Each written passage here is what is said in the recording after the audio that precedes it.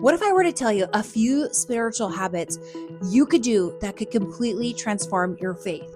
I'm talking about a few tweaks in your everyday life that could make a huge difference. So in today's video, I'm going to share with you 5 potential habits that you could adopt for a closer walk with God. You're going to want to pay close attention to number 4 because it just might trigger you. So habit number 1 is prayer walks. There's a few ways you can do prayer walks. So number 1, I think you could definitely go by yourself, which I do all the time with my dog. Number 2, you could go with a friend, a family member, even a neighbor. You can invite a neighbor. You could go with your husband, your kids, and you can even invite groups of women, groups of friends. So Matthew 18:19-20 says, "Again, I say to you, if 2 of you agree on earth about anything they ask, it will be done for them by my Father in heaven.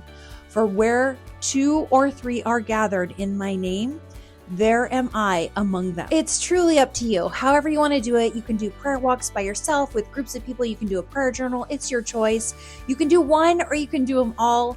I personally find when I am walking outside or I'm at the gym, I really just think it's an awesome time to pray. The cool thing is you are connecting with others, you're walking, which is great, and you get to connect with God. James 4:8 says this, "Draw near to God and he will draw near to you."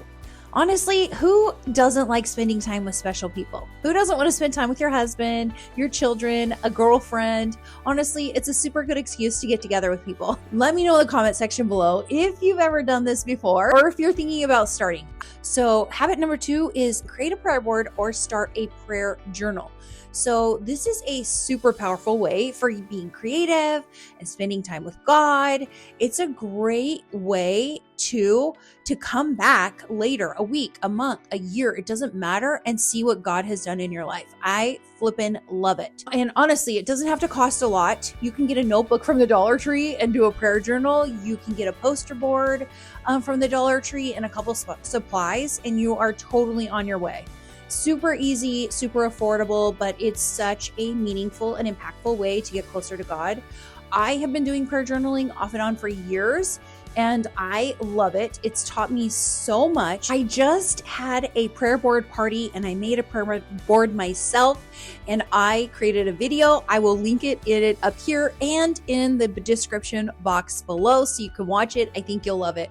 Anyway, Philippians 4:6 says this, "Do not be anxious about anything, but in every situation, by prayer and petition and thanksgiving, present your requests to God." God calls us in the Bible to pray, so why not create a prayer board or a prayer journal and make that a habit to interact with him on a daily basis? Martin Luther King said this, "To be a Christian without prayer is no more possible than to be alive without breathing." Habit number 3 is blessing others, you guys, is one of the fastest ways to change your heart and literally your life. Proverbs 11:25 says this, "A generous person will prosper. Whoever refreshes others will be refreshed." Well, it doesn't have to always be money. It can be so many other things. You know, it could be the gift of time. You could just smile at someone, opening a door for someone, volunteering, calling and checking on a friend, cook a special meal for someone. Heck, just get their favorite takeout and take it over to them. But, helping a single mom out. People used to help me out when I was a single mom. It was such a blessing. Pick up their kids from practice, bring them home, send a nice text to somebody, a coworker or something, give them a compliment, leave a positive review for a local-based business. I mean, honestly, that is just such a blessing that people may not expect.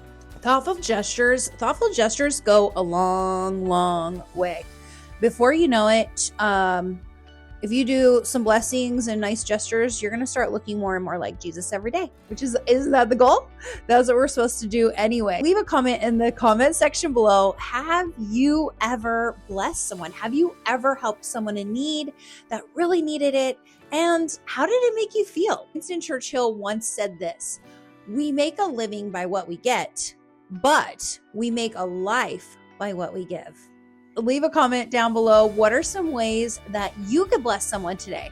Even right after this video is over, what could you text someone? What phone call could you make? What little kind gesture could you do today to be a blessing to someone? Habit number 4, this is the one that might trigger people, but it's no gossiping.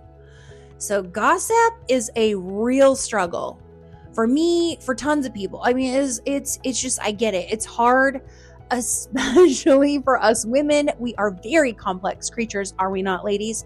And gossip seems to be a very big stronghold that the enemy has on us. One of the best habits we can break is gossiping. We just need to break that one. We need to be careful. We need to have discernment. We need to be not judging others. Because honestly, I came from a parent who said, as long as it's family, it's not gossip. I'm like, explain that one. That doesn't even make sense to me. I never understood that. But if you say something negative about someone and it is not confirmed or 100% true, and it's behind their back without giving them an opportunity to defend themselves or even explain or make it right, it is 100% gossip. We are all sinners. Do not get me wrong. I'm not perfect. And neither you're not perfect. Sometimes we get deceived by the enemy. We get manipulated by the enemy or even a situation, and we fall into temptation and we gossip. 1 Thessalonians 5:11 says this, therefore encourage one another, build up one another up, just as you are doing. Finally, habit number 5, giving God the glory that he deserves, recognizing all that he provides us. Talk about giving God the glory and credit instead of taking it for ourselves. We are called to give God the glory in all things that we do, acknowledging that without him, we can do nothing. So whether it's our work, our talents, in our daily life, our family life, it doesn't really matter. It's only through his strength that we accomplish anything. 1 Corinthians 10:31 says, so whether you eat or drink or whatever you do it all for the glory of God. What do you do? Let us know in the comment section below. We would love to hear, how do you praise God in your everyday life? How do you give him thanks? How do you let others know that only through him all things are possible? And if this video blessed you today, or if it may bless someone else, share it with them, share it with a friend, share it with a family member. And if it did bless you today, don't forget to subscribe so you and I can stay in touch. And until next time, have a great day. Bye.